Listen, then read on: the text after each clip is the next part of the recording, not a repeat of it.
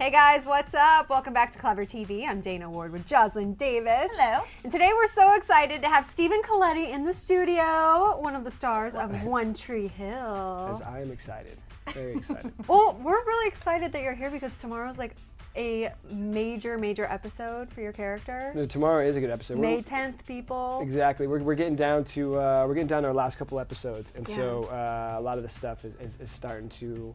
I mean, it's still kind of unraveling, but you know, they're gonna get. I think the fans are definitely not gonna be disappointed because you know, they'll start to everything will be solved in a way, and you know, leading up to the season finale, which next week.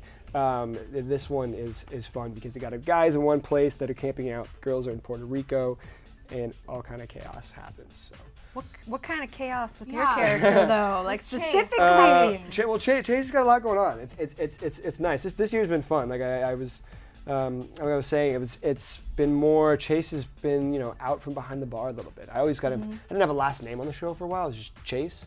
And You get to pick your last name? no, they actually finally gave me one, and I was like, oh, that's great. But I was like, for me, it was just Chase Gopher because it was like no one ever knew if I had legs. I just stood behind the bar, and that's where you saw him, and it was just like you pop up and just like, hey guys, it's Chase here, and then you know Bye. But thankfully now, like I'm showing some legs, and we actually we've gotten behind the bar with the ladies a little bit, and there's you know, he's got a little bit of love triangle happening, and then he's also got the Big Brother storyline, which is really cool.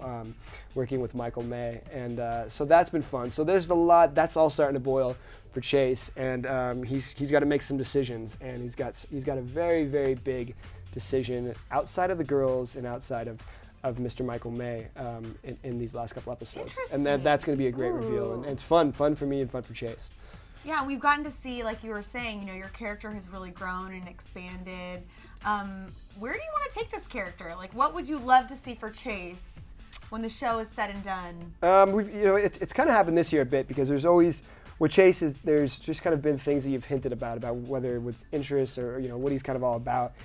Definitely got to expand a lot more on that this season, and so, you know, there's something like he's a pilot, and he takes flying lessons, and that's something you'd see a little bit of, but we never really expand on that. That's something I'd like to kind of complete. You know, I'd like to see Chase get his pilot's license and, you know, see what he's going to do with that. And there's a bit of a reveal on that in our season finale next week. But there's that, and I'd like him to make a decision on a girl.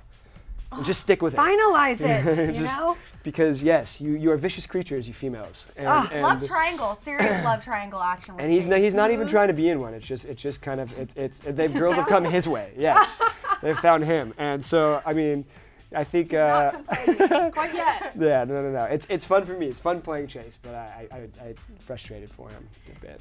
Now, we heard with this final episode that you're actually going to fast forward a whole year in the final episode. Mm-hmm. Yeah, that's the great thing about the last few episodes. There's a lot of, you know, whether we flash them back or, you know, moving around and how long the episode. Like there's an episode, that's the one that aired last week, where it's just that, you know, a couple days are playing out, and then you're finding out through the episode what happened a couple days before that and leading into it. So it's like all the time, whole timetable has been messed with, and then, you know, it's all going to culminate into the season finale, which takes place over many days, many months, and you see a lot of the happenings, which is, we've never done that before. I mean, it's literally, it takes place in over a year, the whole season finale. And it actually came out really cool, so I think everyone's gonna like that. How does Chase change in that time period? He goes through a lot. Does he grow a beard or anything like that? He doesn't. He gets a haircut though. He gets quite the haircut. Yeah. Interesting. Definitely shaved my head for the last episode, and that. So maybe that has to do with what happens with his character. Quite possibly. Or with your character. Chase has to say a little goodbye, but he comes back. Ooh. But he's gone for a little while. What does this mean? One Tree Hill I know I fanatics. have my own personal guesses, but I'm not going to do that right now.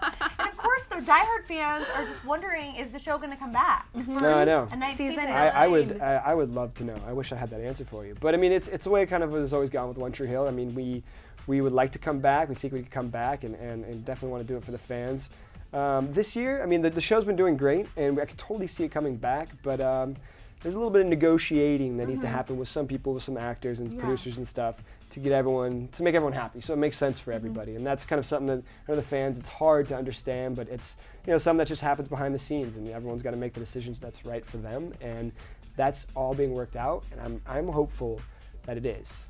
going to work out, and that there will be one more. And I think actually, but probably a little prediction, I think if we do one more season, it will be it. And hopefully they'll call it a farewell season, you know, so people know, and we know, like shooting the end, that's like, this is going to be it. Exactly. So up until now, what would you say your favorite part about being on One Tree Hill has been? I mean, as just working, I obviously acting I love, so that's you know the buzz and the drug for me. But that what involves that with that doing so with this show is shooting out in North Carolina, and I grew up you know in Southern California and grew up around here in LA, and so to jump out to North Carolina has always been a blast because it's kind of like an escape from LA. You're in the South. It's a lot more historical. I'm actually also on the coast out there, so you get the kind of eastern beaches, which are a lot different from the western beaches. And so the whole environment of being out there to me is fun and interesting.